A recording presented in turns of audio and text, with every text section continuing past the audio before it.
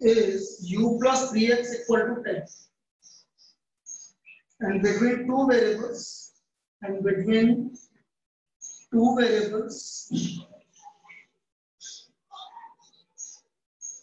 y and b is 2y plus 5b equal to 25.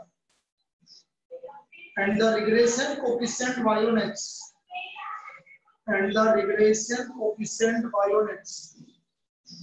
is 0.80. So what is the regression coefficient b on u? What is the regression coefficient b on u? तो हमें v on u का regression coefficient निकालना है। देखो इसको कैसे निकालते हैं बेटा, ध्यान से समझना इसको। वैसे इस तरह की प्रॉब्लम आज तक नहीं पूछी गई है, लेकिन कभी आएगी तो आपको समझना है कि क्या करना है। अभी हमें ये बोला है कि relationship between x and u plus 3x equal to 10। यहां से u की वैल्यू निकालो। अब x का कोफिशिएंट क्या आ रहा है? -3। तो बेटा ध्यान रखना, x का जो भी कोफिशिएंट आएगा u को अकेला करने, उसका उल्टा आपका उसका स्केल होगा। तो यहां पर हमारा p आ गया -1/2। p आ गया आपका -1/2। क्या ये बात समझ में आई? हमारा इसका वैल्यू p आ गया -1/2, क्योंकि u equal to x minus a upon p होता है, तो p का वैल्यू -1/2 है। अब सेकेंड वाले में देखो 2y plus 5v equal to 25। v को लेफ्ट हैंड साइड में रखेंगे, बाकी y को उधर लेके जाओ, तो सबको 5 से डिवाइड कर दो। अब इसका q, इसका उल्टा -5/2, तो q आ गया हमारा -5/2। q का वैल्यू -5/2। क्या ये p और q समझ में आया? कैसा आया बेटा? p और q समझ में आ गया कैसा आया? अब हमें निकालना है, हमें गिवन है regression coefficient y on x, मुझे गिवन है b/x 0.80। तो हमारा फॉर्मूला होता है b/x equal to q upon p bv। ये आपका फॉर्मूला होता है b/x equal to q upon p bv। तो b/x का वैल्यू आपका 0.80, q का वैल्यू है -5/2, p का वैल्यू है -5/3 dv। तो ये आ गया आपका, इधर लिख देता हूं मैं, ये ऊपर जाएगा, ये नीचे, ये ऊपर जाएगा 15/2 bvu। तो हमारा bvu की वैल्यू आ गई 0.80 इंटू 2/50। निकालना कितना आ रहा है बेटा bvu की value? What is the value of bvu? कितना बताया bvu? कितना बताया था? 0.1067। ये हमारा bvu की वैल्यू है 0.1067। This is the value of bvu। इस तरह से हम वैल्यू निकालेंगे, ये मेथड है बेटा। वैसे इस पे मैंने क्या बोला, आज तक कोई प्रॉब्लम पूछी नहीं गई है, लेकिन कभी भी प्रॉब्लम करनी है तो आपको इस तरह से करनी पड़ेगी। क्या ये समझ में आया? किसी को दिक्कत है इसमें बेटा? पी और क्यू सबसे इंपॉर्टेंट पार्ट है, पी और क्यू निकालने में, स्केल निकालने में। स्केल निकालने में किसी को दिक्कत है तो बोलिए।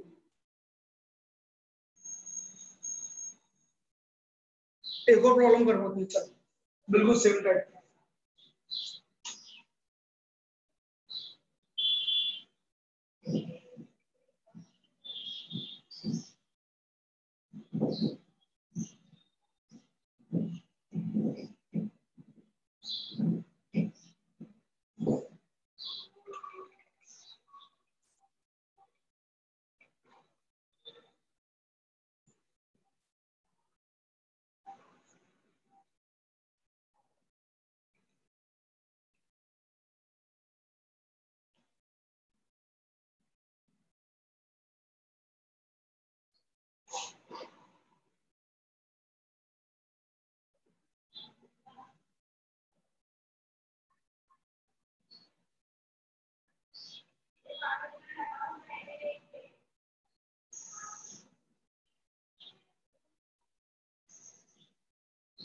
चलिए ये मैंने चेंज कर दिया।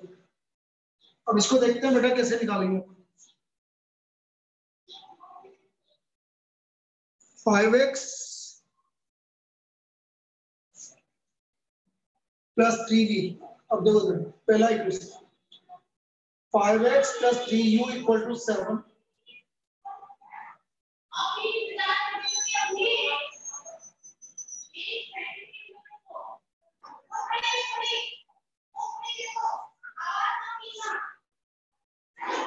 u इक्वल टू कितना हो गया -5/3x प्लस 7/3।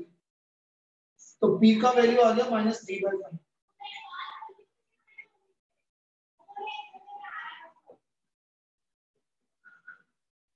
फिर b को इधर रखो।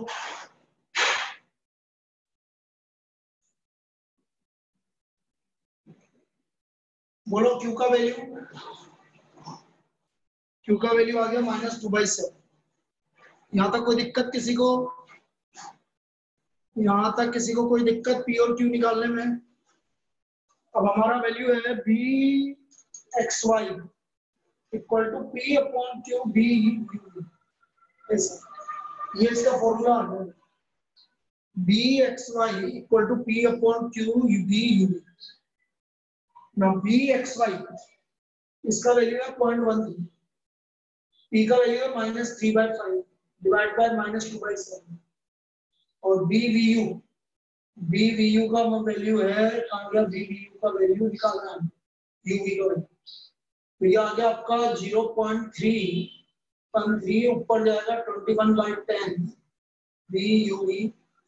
तो हमारा buv आ गया 0.13 इंटू 10 डिवाइड बाय 20। कितना आ रहा है 0.061। तो ये वैल्यू आ रही है 0.06। This is the value of bu। अब क्लियर है बेटा? अब क्लियर है?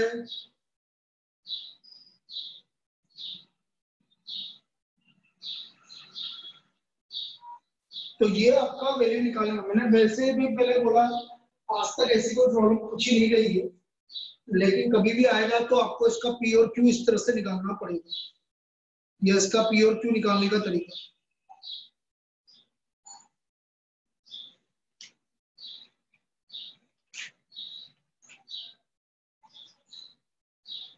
Next last topic probable error. और फिर देख लेते हैं कुछ प्रॉब्लम आपको जो भी करनी है वो कर लेंगे ताकि ये टॉपिक आप कंप्लीट होगा। बेटा कल से इसमें अपन ने क्या बोला था, रीजनिंग स्टार्ट करेंगे। कल से इस टाइम पर रीजनिंग स्टार्ट होगी भाई। रीजनिंग का आप कौन सा चैप्टर करवाएंगे कल बताऊंगा मैं। कोई भी एक चैप्टर करेंगे, रीजनिंग करवाएंगे कल से। Probable error. अब देखो प्रोबेबल एरर, अगेन जो प्रोबेबल एरर है ये टॉपिक आपका अगेन सैंपलिंग से रिलेटेड है। आपको सैंपल लेने पड़ेंगे एन पेयर ऑफ सैंपल्स। उसका आपको निकालना है कोरिलेशन कोएफिशिएंट। वहां से आपको सैंपल कोरिलेशन कोएफिशिएंट निकलेगा। तो यहाँ पर तो अगेन प्रोबेबल एरर की बात करेंगे। आपको डायरेक्ट फॉर्मूला आपको याद रखना है। फॉर्मूले के लिए 0.6745 1 minus r square upon root n. This is the formula for probable error. 0.6745 1 minus r square upon root n. r क्या है? Coefficient of correlation. n क्या है? Pairs of observations. जितने पेयर्स ऑफ आपके ऑब्जर्वेशंस। या हम इसको ऐसा भी बोल सकते हैं स्टैंडर्ड एरर। अब स्टैंडर्ड एरर क्या होती है? स्टैंडर्ड एरर होती है 1 minus r square upon root n. This is standard. Standard error equal to 1 minus r square upon root n. ये इसका स्टैंडर्ड एरर होता है। Standard error 1 minus r square upon root n। इसका मतलब जो probable error होती है वो स्टैंडर्ड एरर की 2/3 टाइम्स होती है। 2/3 टाइम्स होती है। Now limits of correlation. limits of correlation coefficient. Correlation coefficient P equal to R plus minus P. P है आपका correlation coefficient of population. Correlation coefficient of population. यदि आपको correlation coefficient of population, again बात कर रहा हूँ population, sample, ये सब सैम्पलिंग का काम है बेटा. और ये मैं बोल रहा हूँ ना कि वो है ना आपके 2 साल जब सीपीटी में आता था ये चैप्टर, तब सैम्पलिंग आता था एक चैप्टर. पॉपुलेशन क्या होता है और सैंपल क्या होता है ये सभी को पता है क्या? नहीं पता है तो मैं एक बार दोबारा डिस्कस कर रहा हूँ. पॉपुलेशन का मतलब है जैसे आपने बोला कि जो भी है, जैसे एक मैं आपसे बोल रहा हूँ कि 10,000 लोग, 10,000 पर्सन है, तो वो तो हो गया पॉपुलेशन. उनमें से मैंने कुछ लोगों का सैंपल लिया, मतलब कुछ लोगों को सेलेक्ट किया किसी स्पेशल पर्पस के लिए, तो वो हो गया सैंपल. 10,000 में से सपोज मैंने 1,000 को सेलेक्ट किया, तो 1,000 तो हो गया सैंपल और 10,000 हो गया आपका पॉपुलेशन. तो हम जो कोरिलेशन कोएफिशिएंट ऑफ पॉपुलेशन कैसे आएगा? R plus minus probability. अब आपको इसमें कुछ बातें याद रखनी पड़ेगी. यदि correlation coefficient if R is greater than P, sorry R is less than P, यदि R की वैल्यू प्रोबेबल एरर से कम आ रही है, तो there is no evidence of correlation. तो फिर कोई भी कोरिलेशन एग्जिस्ट नहीं करेगा. यदि कोरिलेशन कोएफिशिएंट की वैल्यू प्रोबेबल एरर से कम आ रही है, तो there is no evidence of correlation. R is greater than 6 times of P, ये सबसे इंपॉर्टेंट पार्ट है, ये पूछा जा सकता है. यदि R की value, then a presence of correlation is certain. Then presence of correlation is certain. मतलब ये पक्का है कि कोरिलेशन एग्जिस्ट करेगा. तो ये कुछ फॉर्मूले आपको बेटा डायरेक्ट याद करने पड़ेंगे. अब इसमें प्रॉब्लम कैसे आ सकती है डायरेक्ट? बस इस वाले फॉर्मूले पे आपकी डायरेक्ट प्रॉब्लम पूछिए. कैसे देखो, compute the probable error. Compute the probable error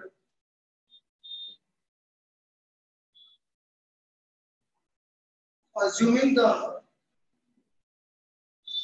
correlation coefficient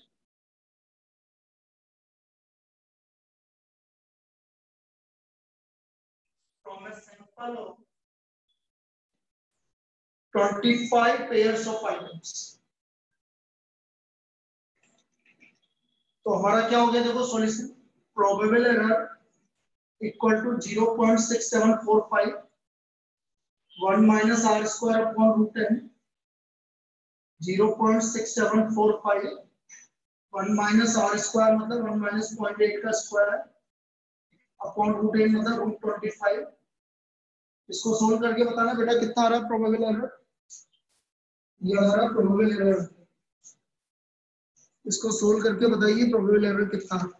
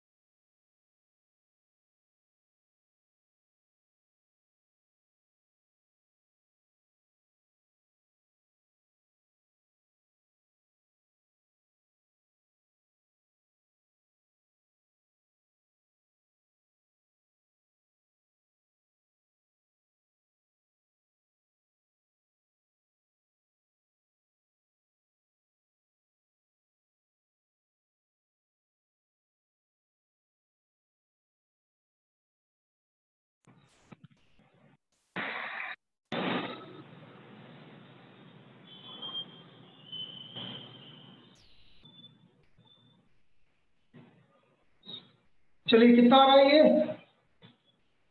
अरे कितना आ रहा है 0.0486, 0.0486, ये इसका कोरिलेशन कोएफिशिएंट है, ये हमारा इसका कोरिलेशन कोएफिशिएंट है। अब बेटा ये चैप्टर तो कंप्लीट हो गया, लेकिन हमारे पास अभी बहुत टाइम है अभी क्लास में, तो एक काम करते हैं, इस पर कुछ क्वेश्चंस और कर लेते हैं, इसमें कुछ क्वेश्चंस और कर लेते हैं, ठीक है। आपकी एनसीईआरटी को इसका मोबिलिटी प्रॉब्लम बता देता हूँ कुछ, उससे आपको क्लियर रहेगा।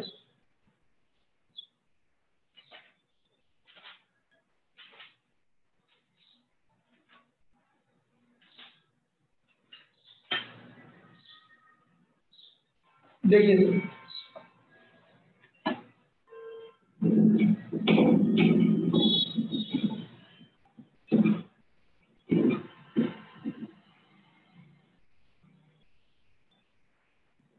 following data relate to the mean and standard deviation of the prices of two shares in a stock exchange. In a stock exchange. Stock exchange. Share mean in rupees. Standard deviation in rupees. Company A. Company B. 44, 58, 5.60, 6.30. Coefficient of correlation. Coefficient of correlation हमारा 0.48. Find the most likely price. Find the most likely price of share A corresponding to price of rupees 60 of share B. ये निकालना है, मुझे share B का share ए का price निकालना है, जबकि हमें गिवन है कि दूसरे वाले का प्राइस 60 है। तो बेटा मैं ए वाली कंपनी को एक्स मान दूंगा और ये वाई मान दूंगा, तो ये मुझे एक्स का प्राइस निकालना है। मुझे कौन सी रिलेशन को इक्वेशन निकालनी पड़ेगी, x1 y की y1 x? पहले मुझे बताइए x1 y निकालूं कि y1 x निकालूं? किससे निकलेगा शेयर ए का price? Regression equation x1 y निकालूं कि y1 x निकालूं? बोलिए बताइए। x1 y बिल्कुल सही है, x1 y निकालना पड़ेगा। उसके लिए मुझे सबसे पहले बी वाई एक्स निकालना पड़ेगा। B y r s y upon r की वैल्यू 0.48, एस वाई की वैल्यू 6.30 अपॉन 5.60। चलिए बताइए कितना आ रहा है? ये हमारा बी वाई एक्स क्यों निकालना पड़ेगा? सॉरी तो x1 y निकालिए, तो B x Y x1 y निकालिए बेटा, तो बी एक्स वाई निकालना है। 0.48 मल्टीप्लाइड बाय 5.6 अपॉन 6.3। अब बताइए कितना आ रहा b x y? B x y का वैल्यू कितना आ रहा है बेटा? कितना आ रहा है ये? 0.426। ये आपका बी एक्स वाई का वैल्यू है। अब देखो रिग्रेशन इक्वेशन x1 का, regression equation x1 x on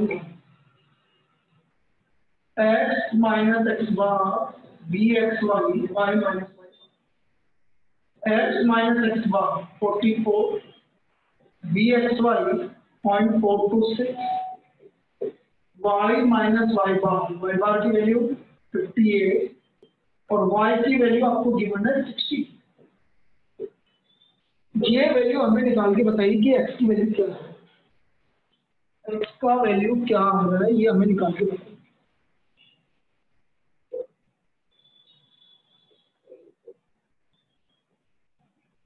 यहां से हमारा जब y की वैल्यू 60 थी तो x की वैल्यू कितनी आ रही है ये फाइंड आउट करके बताइए। कितना आ रहा बेटा, निकालिए। 44.85। तो ये हमारी x की वैल्यू आ रही है 44.85।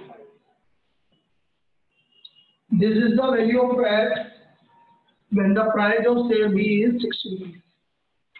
जब प्राइस ऑफ शेयर B का प्राइस 60 रुपीज आ गया तब हमारा इसका वैल्यू क्या है।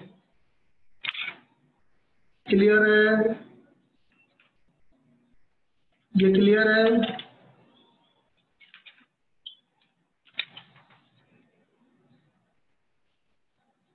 एक होता है बेटा, यदि आपको कभी भी है ना एक उसमें मिलेगा जब आप थ्योरेटिकल पार्ट करेंगे इसका स्पूरियस कोरिलेशन। स्पूरियस कोरिलेशन ना, what is spurious correlation? Spurious correlation वो कोरिलेशन है जब कोई भी दो वेरिएबल के बीच में कोई कैजुअल रिलेशन नहीं होता है। No casual relation between two variable, no casual relation between two variable.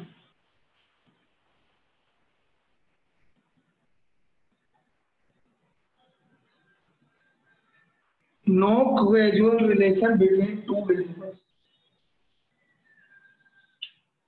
अब ये क्या है ये समझो भाई। मैं कभी कभी है ना कोरिलेशन ऐसी चीजों के बीच में भी निकाल सकता हूँ जो एक दूसरे से रिलेटेड ही नहीं है, जो एक दूसरे से रिलेटेड ही नहीं है, उसके बीच में भी कोरिलेशन में निकाल सकता हूँ। तो उसको बोलते हैं स्पूरियस कोरिलेशन।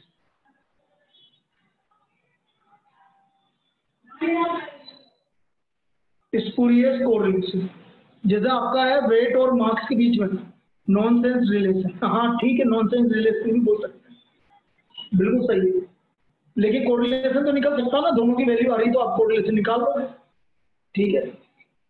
हाँ, तो उसको बोलते हैं आपका spurious correlation, no casual relation.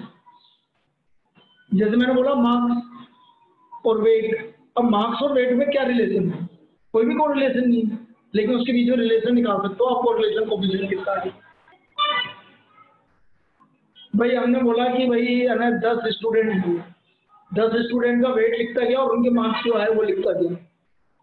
अब मैंने उनका कोरिलेशन निकाला तो बेटा कोई कोरिलेशन ही नहीं है, लेकिन हम इसको ना कोरिलेशन कोएफिशिएंट निकल जाएगा इसका। तो इसको बोलते हैं स्पूरियस कोरिलेशन। आई बात समझ? इसको बोलेंगे हम स्पूरियस कोरिलेशन। चलिए एक दो प्रॉब्लम और कर लेते हैं। जैसे मैं सेट बी की सब हो जाएगा, बाकी इधर हो जाएगा सेट बी का।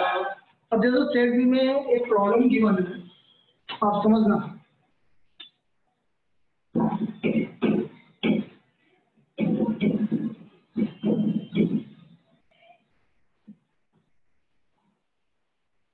दो क्वेश्चन है आपके पास, एक तो है 2x minus 3y equal to 6 और 3x plus 4y equal to 50। अब आपसे ये पूछ रहा है कि इनमें से y(x) कौन सी है, इनमें से y(x) कौन सी है। अब देखो ये y(x) यदि मैं निकालने की बात करूं तो बेटा हमारा y(x) निकलेगा ही नहीं, क्योंकि एक कोरिलेशन आपका पॉजिटिव आ रहा है, एक रिग्रेशन कोएफिशिएंट। जैसे मैंने आपको बोला तब ये x1 y, यदि ये x1 y है तो इसका आएगा 3/2, तो ये y(x) होगा तो ये आएगा -3/4। तो ये तो पॉसिबल ही नहीं है। क्यों? एक कोरिलेशन पॉजिटिव आ रहा है और एक कोरिलेशन नेगेटिव आ रहा है, तो इसमें आपका ये आपको एग्जिस्ट करेगा ही नहीं, डज नॉट एग्जिस्ट। तो इस चीज में आपका ये डज नॉट एग्जिस्ट है। ये आया समझ में ये वाला क्वेश्चन? ये आंसर आएगा इसका, रिग्रेशन इक्वेशन में एग्जिस्ट करेगी नहीं। क्लियर? चलिए एक लास्ट वाली प्रॉब्लम है 23 वाली, बोर्ड देखिए 23। अच्छी प्रॉब्लम है, देखना। If the represent coefficient y on x मतलब b1 ये आपको गिवन है -3/2 कोएफिशिएंट ऑफ कोऑर्डिनेशन गिवन है √3/2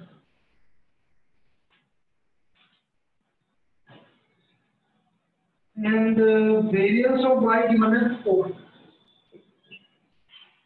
तो मुझे वेरिएंस ऑफ x निकालना ये आपका क्वेश्चन नंबर 23 हमें वेरिएंस ऑफ x निकालना अब देखिए बी वाई एक्स है -3/4 तो देखो एक काम करते हैं तो बी वाई एक्स है ये वाला फॉर्मूला लगाना है बी वाई एक्स आ गया r s y upon x ये होता है ना बेटा बी वाई एक्स का फॉर्मूला तो -3/4 इक्वल टू √3/4 एस वाई हो गया ऐसे तो एफ का वैल्यू आ गया 4√3/-3 तो वेरिएंस निकालना है तो स्क्वायर कर दो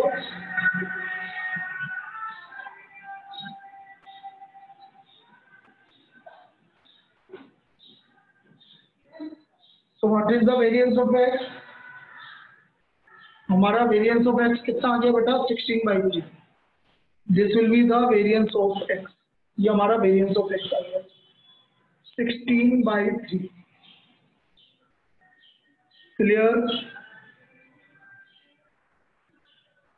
क्लियर